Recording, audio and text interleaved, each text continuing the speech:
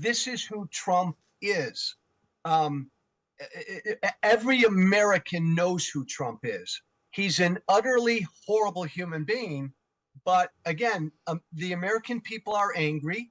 Trump's a demagogue, and so he feeds that anger. Joe Biden and the Democrats don't recognize how angry the American people is. Let's bring in a man called Joe Walsh, a former Republican Congressman for Illinois and someone who ran against Donald Trump for the Republican nomination in 2020. Joe Walsh, first of all, very briefly, your reaction to Donald Trump's conviction? Not at all a surprise. Thank God that he's finally been held accountable for some of his actions.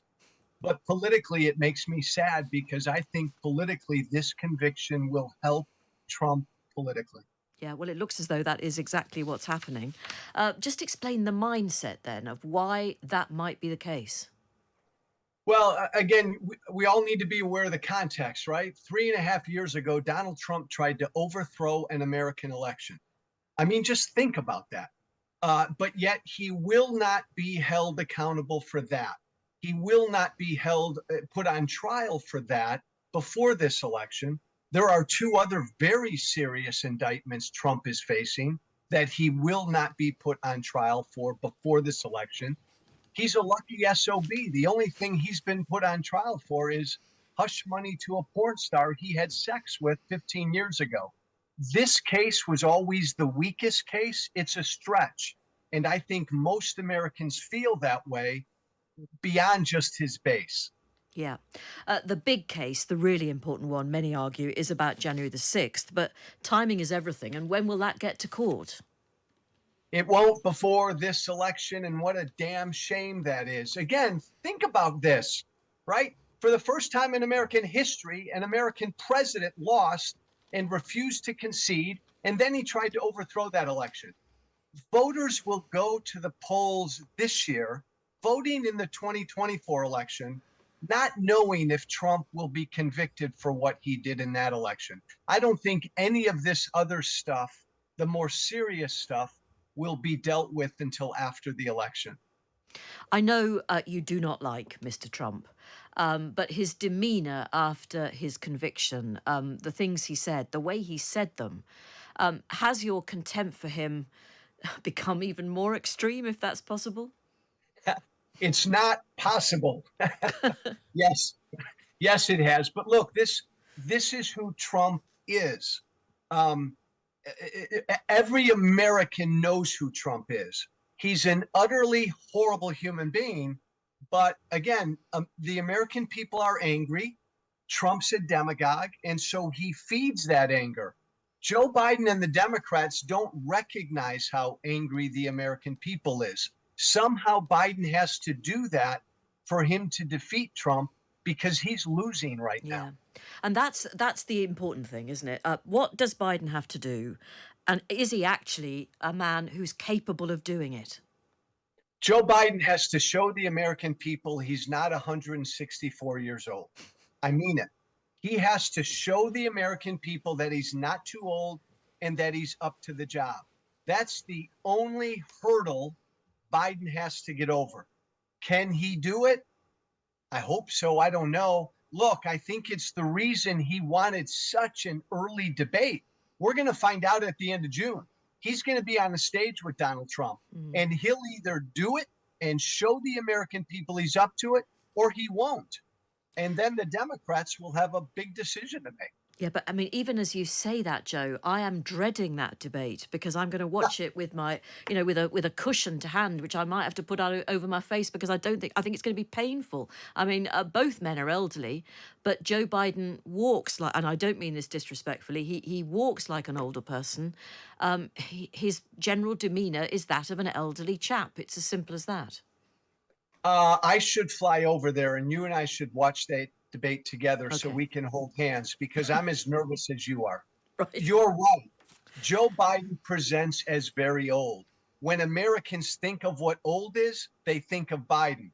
Now, Trump is only 2.5 years younger than Biden, but he doesn't present as old because he's so nuts. We are, and Alistair Dorber is Washington correspondent for The Times. Alistair, we better start with President Biden's plan for Gaza. The US really does expect that Israel will accept the deal if Hamas also accepts it. Hamas has to move first, does it? Is that where we are? Well, I think so. I mean, on Friday we had this sort of surprise announcement that we weren't really expecting from President Biden, saying that there was this plan. It had emanated in Israel, and that we were quite far along the road to some sort of ceasefire deal. Now, we had further talks in the Middle East over the weekend, which included Bill Burns, the CIA director. But it seems that whoever needs to sign off on this plan for it to get to get going isn't doing so yet. And the Israelis, even this morning, have sort of questioned whether President Biden's characterization of the plan as an Israeli plan is accurate.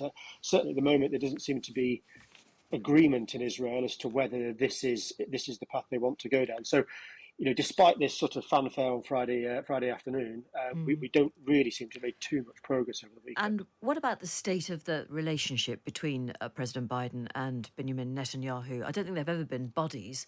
How bad are things now?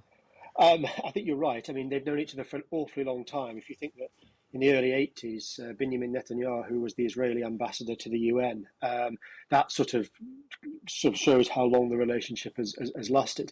I think the relationship between the two now is pretty toxic. They've had some fairly well publicised fallings out, not least over the humanitarian aid, or the lack of humanitarian aid, as the US would say it, getting into Gaza. The operation in Rafah being another example.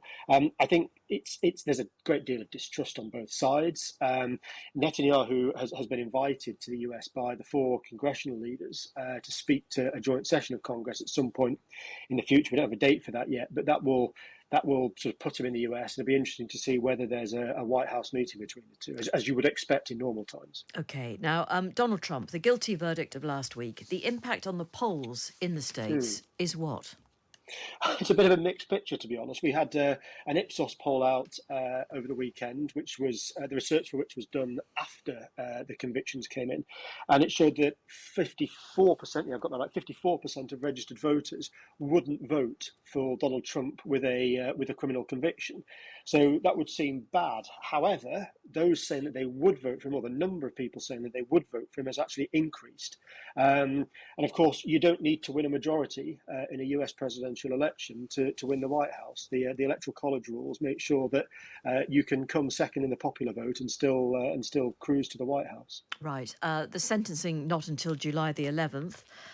So I suppose there's a bit of time there. And TikTok, Donald Trump has just joined it, and he's already got more followers than Joe Biden. He has. Joe Biden, I mean, it's quite funny, really, because both Joe Biden and Donald Trump have both called for TikTok to be outlawed in the US. They say it's owned by a Chinese company, and they say that that's a security risk.